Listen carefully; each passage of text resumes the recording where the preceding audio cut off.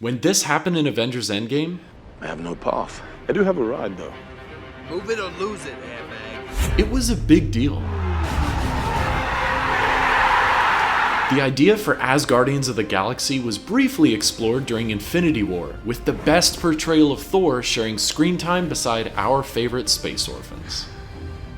Who the hell are you guys? Their brilliant chemistry generated excitement for more ragtag team-ups in the future. Does it make you an Avenger now as well? I don't know. I hope. Maybe like a third string Avenger, yeah. I was one of the founding members, so. Yeah, thank you. Early reports described Thor's next movie as Avengers 5, Variety compared it to Civil War, and trailers heavily featured the Guardians tolerating the God of Thunder. Then the movie released and... A few minutes later.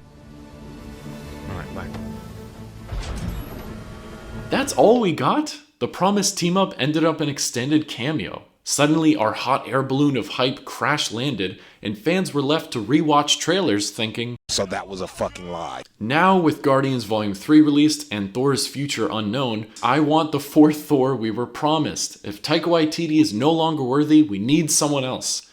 Or something else. Vision handled Thor and wielded Mjolnir pretty well. If Disney can't fix the Marvel Cinematic Universe, maybe AI can.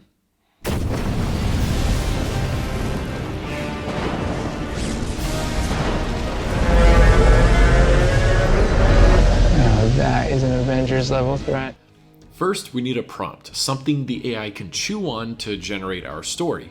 We also need to mention recent events in the MCU, so there's context for who is alive, who is dead, and why Thor is joining the Guardians in the first place. Otherwise, as I found out in my Star Wars video, linked below the like button, the AI will throw in any character from the universe and it will make sense. I've typed a prompt based on the original script ideas for Thor 4, and it goes something like this. Thor is alone. Despite defeating Thanos and becoming more powerful than ever, his entire family is gone.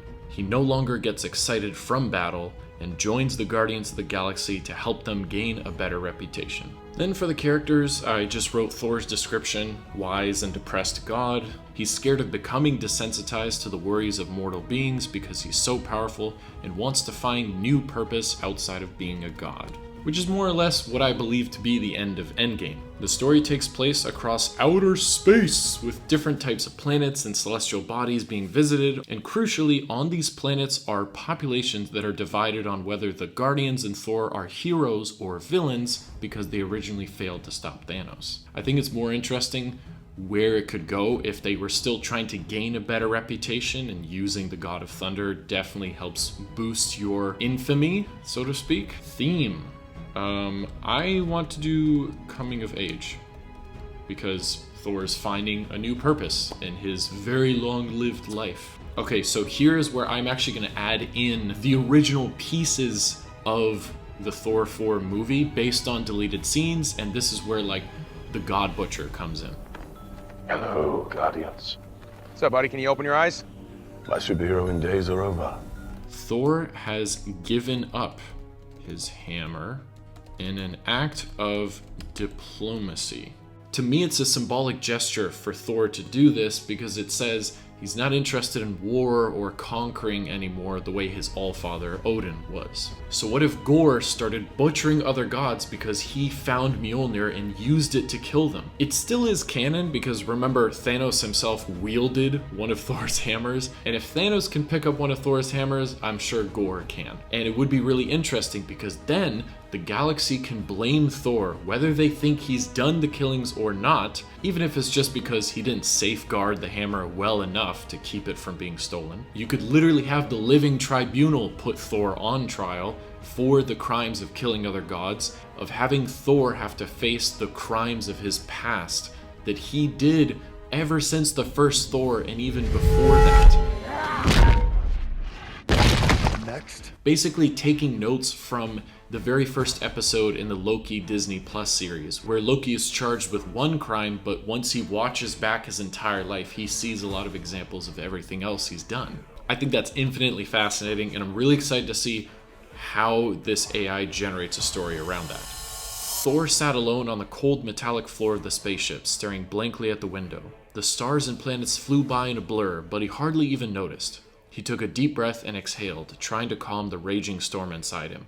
"Why did you give up Mjolnir?" asked Rocket, walking towards him with a flask of something stronger than water. "I wanted to show them I could be trusted," Thor replied, his voice low and somber. Rocket sat down next to him and handed him the flask. "And did it work?" Thor shook his head. "No. Word has spread that other gods have been killed with Mjolnir. They're blaming me for everything, past and present." "So what are you going to do about it?" "I don't know," Thor admitted, taking a swig from the flask. "Maybe they're right. Maybe I am responsible for everything." "Hey now, don't go all emo on me," Rocket said, nudging him with his elbow. I don't think Rocket would say that, but I definitely think Star-Lord would say that. "We've been through worse than this. We'll figure it out together." Thor managed to crack a small smile. "Thanks, Rocket." That would be a perfect chance to add in the rabbit line from Infinity War, like a callback. Very much like to go there, please. The rabbit is correct and clearly the smartest among you. Rabbit? "Don't mention it." Rocket stood up and stretched. "Now come on, we've got work to do." He offered his hand to Thor and pulled him up from the floor. How the hell could Rocket Raccoon, of all the Guardians, pull up Thor from the floor? He's like 3 feet tall or something, let alone Chris Hemsworth, who probably weighs like a small bear. Thank you. Oh, so he's huge. Anyways, honestly, it does a pretty good job writing believable dialogue. I would switch around a few things here and there, but in terms of a story opening, this is pretty damn good. I'm going to switch over to a different AI, the one we used last time, called Writer. Just like last time, story plot, story idea, all that stuff. Boom. Let's see what happens. I forgot that was a thing. Okay, let me stop recording just for a second here. The next day. So I tried a bunch of free AI story generators and none of them were free. They all cost money. I don't have money. YouTube doesn't give me money. If you want YouTube to give me money, consider subscribing down below so I can pass membership requirements and make enough money for a cup of tea. Thank you. As for the AI story generators I tried, they weren't that good. They kept regurgitating my prompt over and over and didn't do anything creative with it. So I'll leave some highlights in the edit for y'all to enjoy, but other than ChatGPT, there wasn't much. Now I'm going to try a different AI system. This is just called Toolbaz. And we'll put creativity 10 out of 10. I'm not a robot. Isn't that ironic that they asked to do the I'm not a robot check on an AI story generator website? Here we go. SAS book. That's how you know it's got to be good. Boom, there's our prompt. Okay, creativity, inventive. Never mind, you got to pay to do that.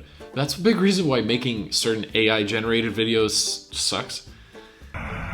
Hello, Kevin. I'm Pseudowrite, an AI-powered writing assistant. I'll show you around. When you're ready, click anywhere and I'll type a story. Quick story for us to work with. Yeah, but I want to write my own story. I don't want you to write something. I want to write. Why can't I write my own story in this own AI? Screw it, I'm going to ChatGPT, the king of AI generation. Here we go. Write me a story concept that takes place after the events of Avengers Endgame where Thor joins the Guardians of the Galaxy. Boop. Feeling lost and without direction, he decides to join forces with the Guardians of the Galaxy in search of a new purpose and adventure. As he joins the team, Thor finds himself struggling to adjust to the new dynamic. The Guardians are a tight-knit group and Thor is used to being in charge. He finds himself at odds with the leadership of Star-Lord, but quickly realizes that he needs to adapt if he is going to succeed as a member of this team. Let me try the other prompt. Thor has joined the Guardians of the Galaxy and in an act of diplomacy has given up his hammer Mjolnir. However, news spread quickly that other gods from various mythologies across the galaxy are being killed with a hammer that looks just like Mjolnir. As the news spreads, Thor realizes he is being framed for these killings and the entire galaxy is beginning to turn against him. The Guardians stand by him, but they're also targeted by those who blame Thor for the deaths. As they dig deeper, they discover there's a sinister plot at play. An ancient being known as the God Killer, God Butcher, seeks to rid the universe of all gods and has been using Mjolnir as his weapon. Along the way, Thor encounters a wide range of obstacles, including dangerous creatures, treacherous enemies, and ancient gods who want to see him brought to justice. In the end, Thor uncovers the true identity of the culprit.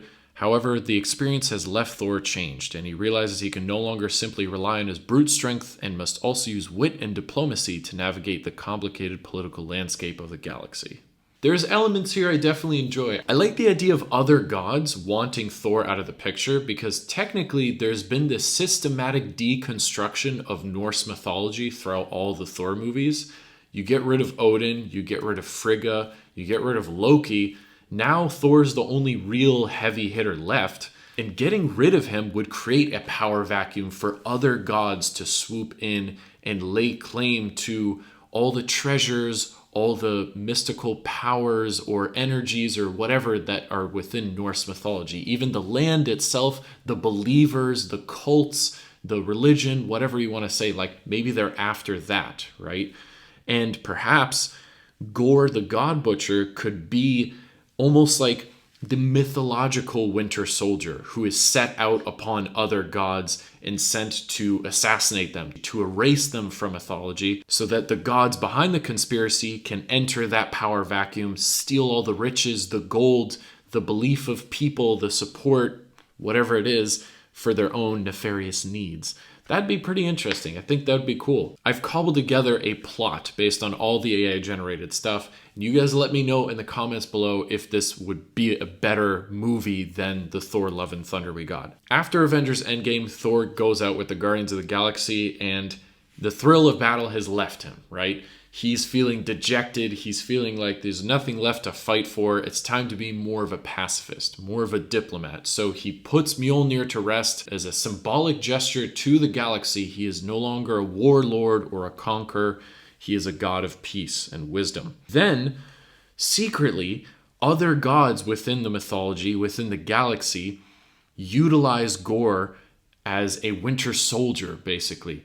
They actually gift him the hammer and have him start reaping other gods and start killing them and assassinating them to pit the blame against Thor, because they want power vacuums within the galaxy so they can fill those power vacuums with their own beliefs and systems and governments and whatever else. The entire galaxy turns on Thor, and luckily he's with our favorite ragtag team of space pirates, basically, who know a thing or two about A, running away from authorities, and B, breaking out of prison if need be. So they have his back, they take care of him, but they're struggling because they want to help Thor, but they're also trying to gain a better reputation as the Guardians of the Galaxy, especially with a rumor being spread around the galaxy from the same conspiracy people that Star-Lord and the Guardians are to blame for Thanos winning in the first place. Which is true. So the Guardians have a lot of heat on them. Thor has heat on him, and all of it comes to a point where Thor is put on trial literally by the living tribunal for not only these current crimes, but also his past crimes throughout his entire life as the God of Thunder to this point. And it takes the combined effort of the Guardians and other people within the Thor films, like Sif, like Korg, testifying for Thor, and maybe in the background other characters who aren't testifying are unraveling this mystery and hunting down Gorr the God Butcher so that they can present him to the Galactic Court as the actual perpetrator of these crimes. And yeah. So did AI fix Thor 4? You let me know in the comments. And let me know what other franchises I should try and use AI to fix or to rewrite their stories. I will do my best. So let me know. Thanks for watching, and I'll see you next time.